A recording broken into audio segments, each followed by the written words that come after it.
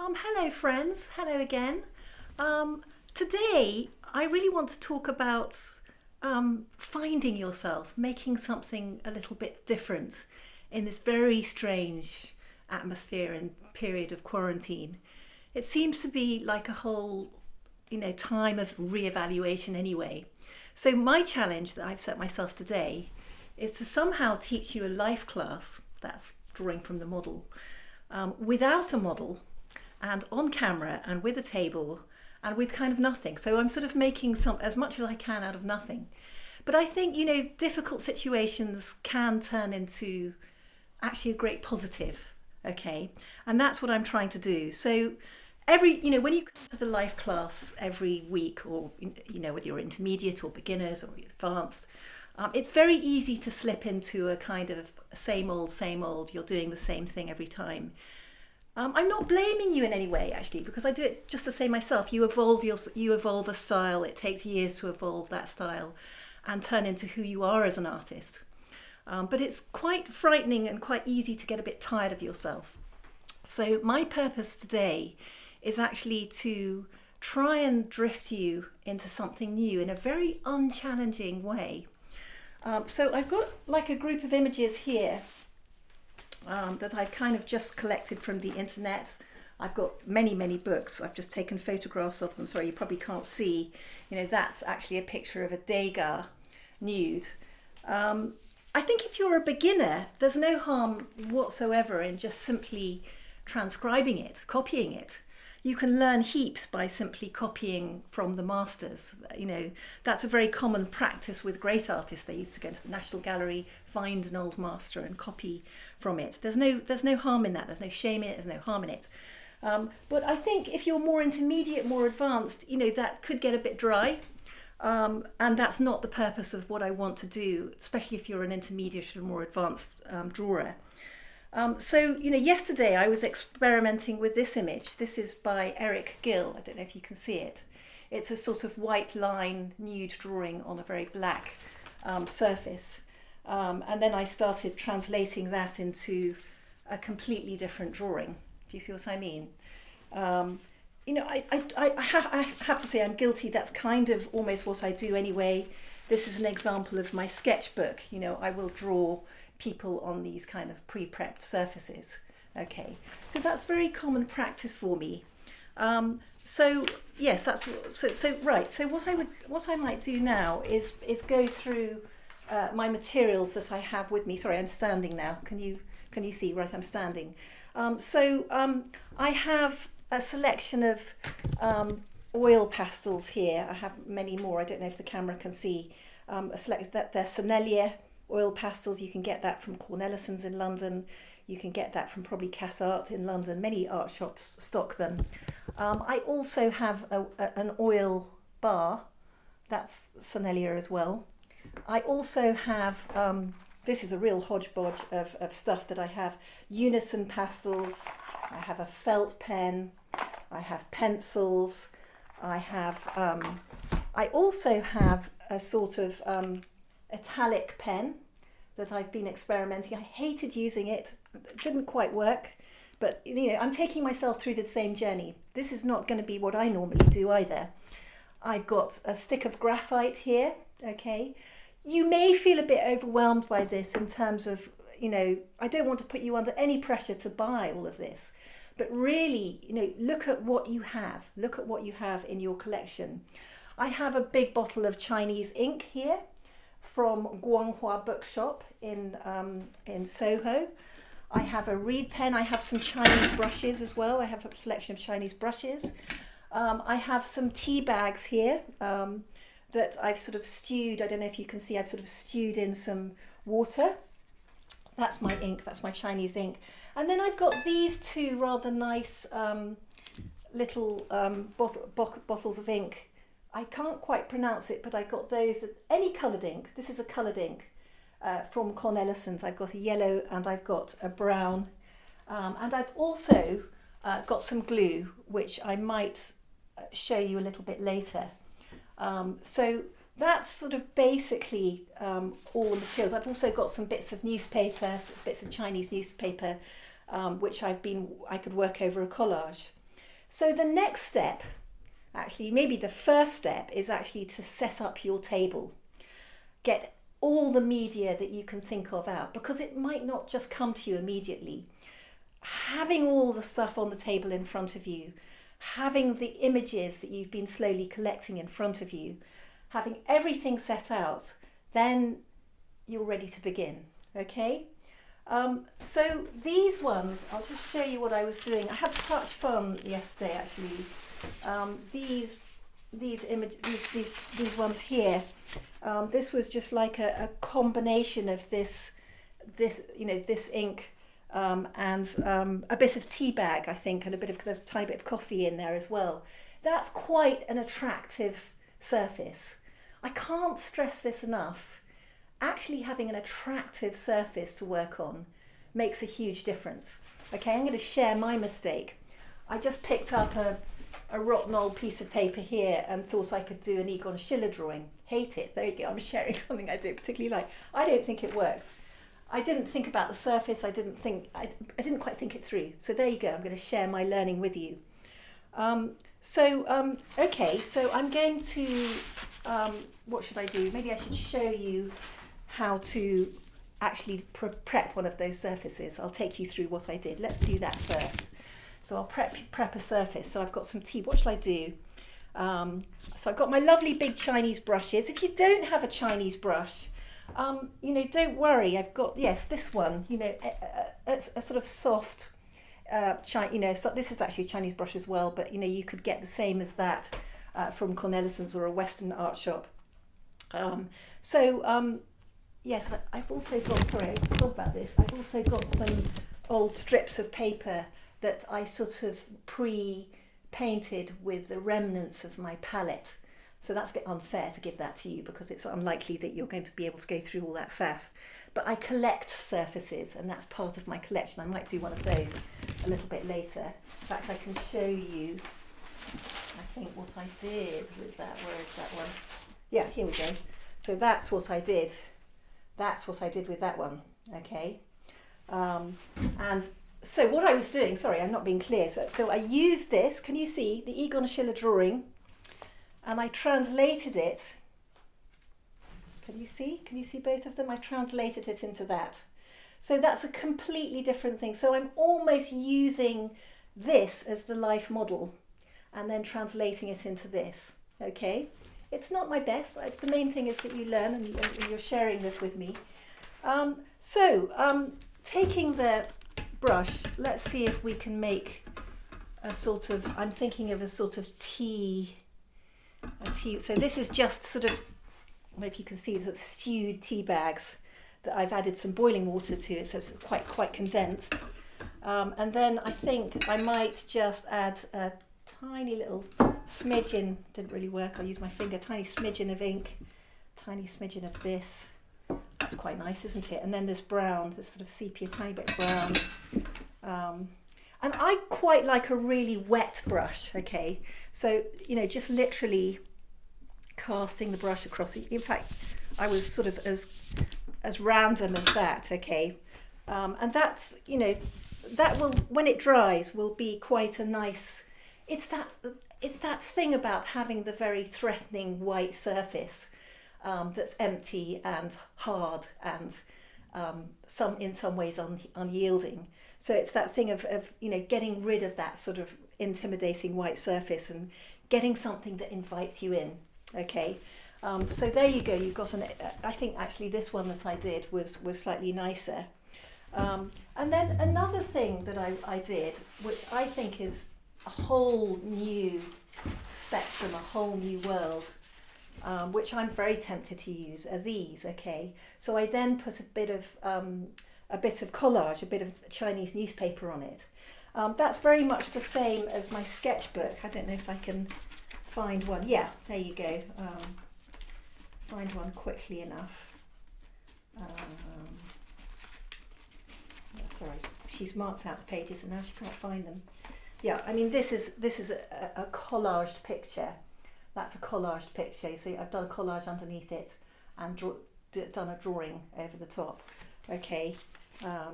Yeah, that one again. It's a collage picture done a drawing over the top. There's no script involved. Yes, that one's got script involved. So you might ask, why would you work over script? Why would you work over script? I don't know if I'll sit down because I'll be sitting down for a minute. Sorry. So why would you work over with script? It's a very long artistic tradition. It's a very long artistic tradition. If you look at artists, various artists, I'm looking at my list here: Anselm Kiefer, William Kentridge, Jean-Michel Basquiat, Cy Twombly, Kurt Schwitters, Pablo Picasso, Alison Lambert to an extent. Anselm Kiefer is a perfect example. In fact, I can show you. Here we go. Anselm Kiefer, this wonderful, wonderful German artist. So I don't know if you can see this. It's probably quite difficult to see on the camera, but this picture, I don't know if you can see this picture. So this picture is basically of a sort of, well, do I call it a picture? Picture of a ploughed field, and you can see the perspectival forces, and you can see these little squares which are actually books. And I don't know, the fact that they were burnt books, it might be symbolising the Nazi regime and how they were burning books and just the destruction of information, the destruction of democracy, the destruction of their information systems then. And then if you look very closely, I don't know if you can see, you probably can't see, it's very hard to even see in this picture, but if you look very, very closely, if I bring it up close, even more, yeah, a little bit closer, no, that's it, not working too much. Okay, you might have to just trust me on it, but there's these kind of poems that are weaving in and out of the furrows of the fields. They may be runes, which is of ancient poems. So there's this really beautiful, I think it's a beautiful idea of actually, this thing of actually combining imagery with script. It's there's a visual dynamic that comes out of it, but also then you've got this added meaning of what the words are actually trying to tell you. So that's this added concept. So he's using it not only as a visual construct, but also with meaning and message. Another artist who used script, sorry, I'm jumping up and down, aren't I? Another artist who used script was William Kentridge. You can actually look just at the cover of this book. So that's a picture of an old typewriter emerging out of script. And, super charming, super fun. He would do these kind of little films. I don't know if you look him up, I'll show you the list at the end and you can see how you spell his name. If you look at him up, he does these kind of little cine films over, I don't know if they're cine films, but they're films, moving films, almost like on a 35mm camera, with animation drawings of himself transcribed onto a book with him walking across the text.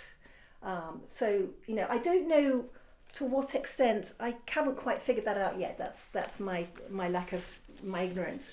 To what extent the words actually add that concept, that message, that extra layer of message on top of what he's saying.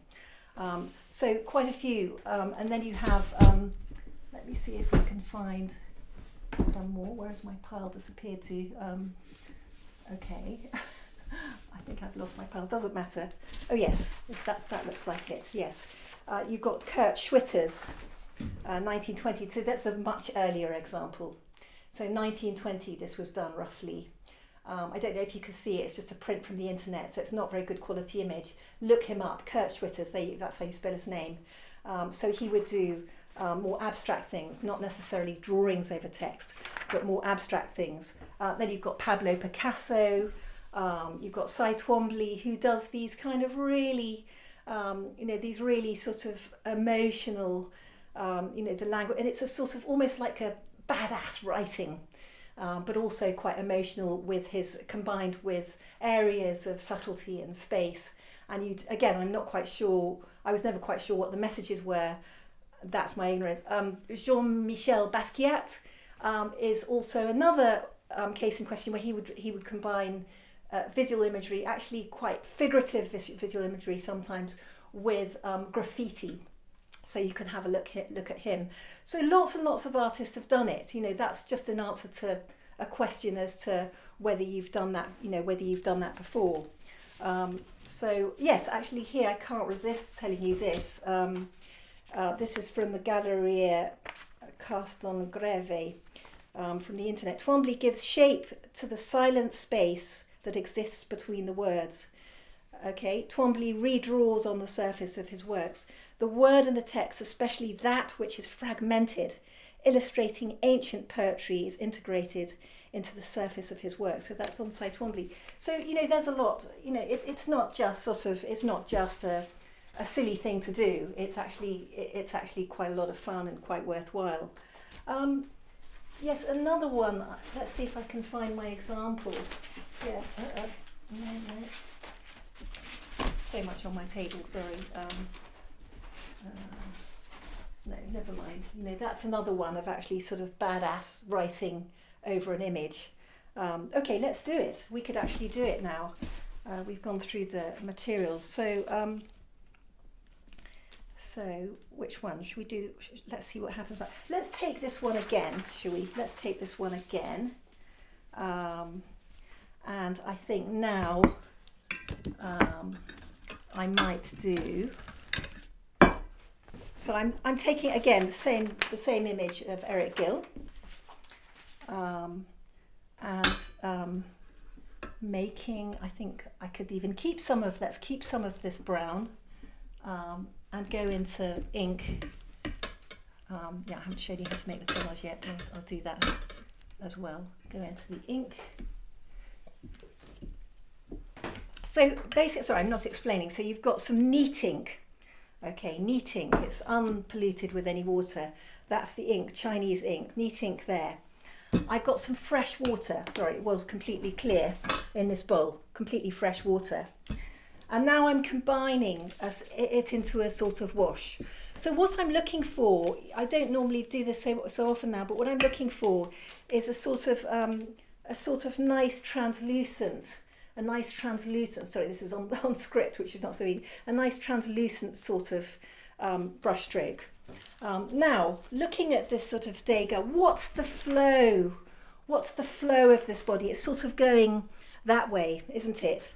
So I'm going to dip the tip top of the brush in the neat ink and sort of, where would I want my collage? Maybe at the bottom so it's not too intrusive. And then, this sort of, not quite dark enough. Should have tried it on the paper. I'll do it again. Sorry, not quite dark enough. I can tell this is. What's the flow of this? Yeah, that's okay. That's not too bad. It's a little bit hard around the edges. So what was the flow? What was the dynamism of the flow of that image? And then, okay, I'm going to pick up a piece of. This is actually Rowney Black Pastel from my normal collection, and I'm just going to do this as if it was the model. Okay, I'm just sort of imagining almost the light and the shadow. I thought the arm was down there, but it's not, so I'm actually telling the truth. And then you've got this kind of sweep of the hip coming down here, and the bottom coming down here, and then that didn't work, did it? Let's try working on wet. Let's try an ink pen, see if that works. So I'm quite glad that happened actually, because you can be quite experimental. I feel the lines are a little bit hard, so I might actually soften it a little bit. Okay, yeah, I think it'd be better actually if it's a little bit darker. I feel I'm imagining sort of if there was a little bit of light coming from there, I can add a little bit of that. I think actually you can't really see that needs to dry. Let's do another one. I'll put that one down underneath. I'll just do another one. So same thing. I'm just thinking. Yeah, I found actually just doing the line to start off with didn't work so well for me. It might work better for you, So I'm now thinking completely different from what he did. He's a very linear artist. I'm now just trying to sort of feel the shape of this. Just trying to feel the shape of this in pastels, in these oil pastels. Again, oil pastels. I don't normally use them that much, but I think it's quite. They can do quite beautiful things.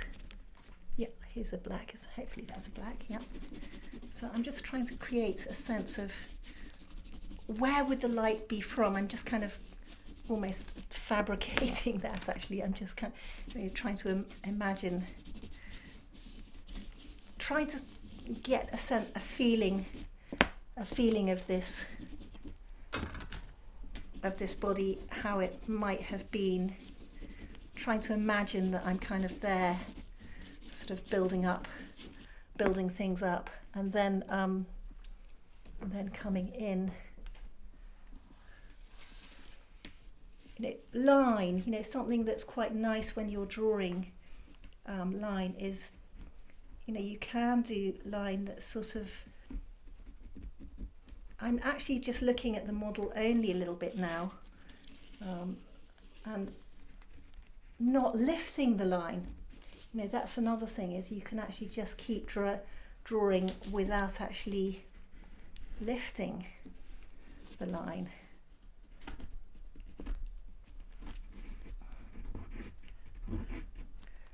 I can't get me pastels to work today. Okay, there we go. Spine comes right down, and that will hit the bottom. Yes, that's a much better line. Sorry, I didn't like the other one. I wouldn't normally go over a line, but there we go. Yes, that's a much better instrument for me. And then, yeah, that's beginning to work a little bit, and then you've got a little bit of a bone here. You can make it a little bit darker. A little bit darker. Let's sort of get some sort of dark into it as well. And this purple I particularly like, if I can find it. Yeah, just some simple yellow and purple, and I'm overworking it. And then I can imagine possibly a light source coming from there. So I'm being quite sort of emotional with my light source, but not sort of too much. I'm just imagining the light coming from there and the shadow coming from there.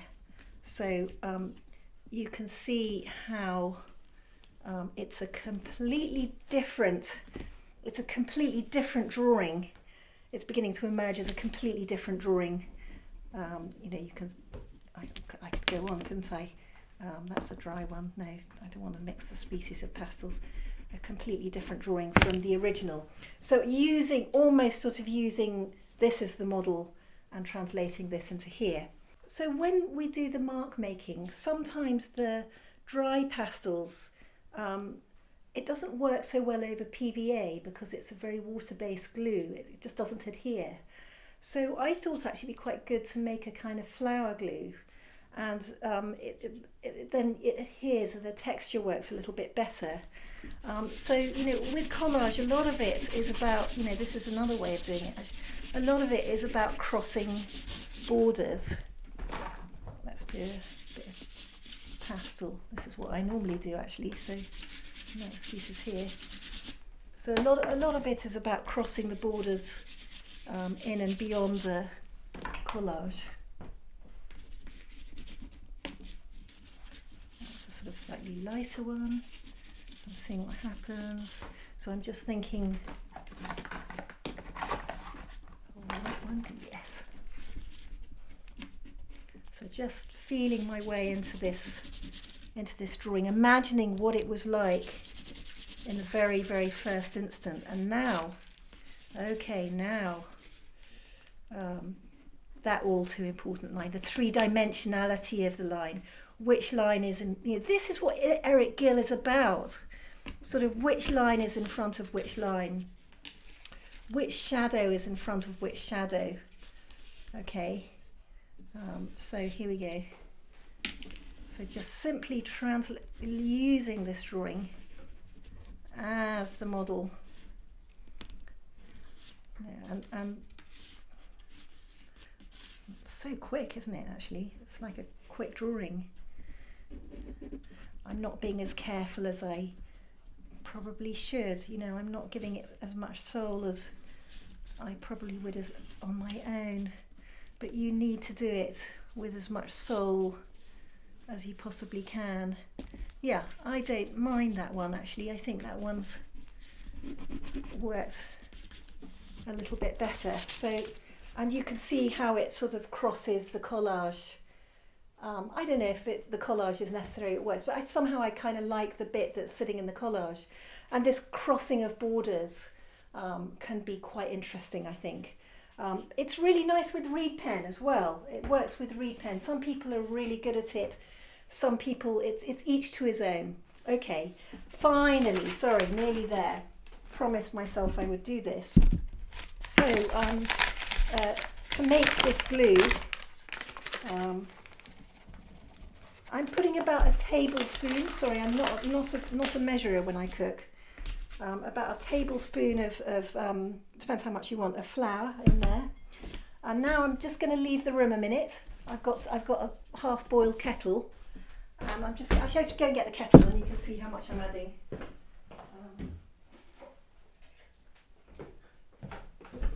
So here I am again. So you know, just a little bit of water. Whisk and whisk and whisk. Yeah, that's pretty good.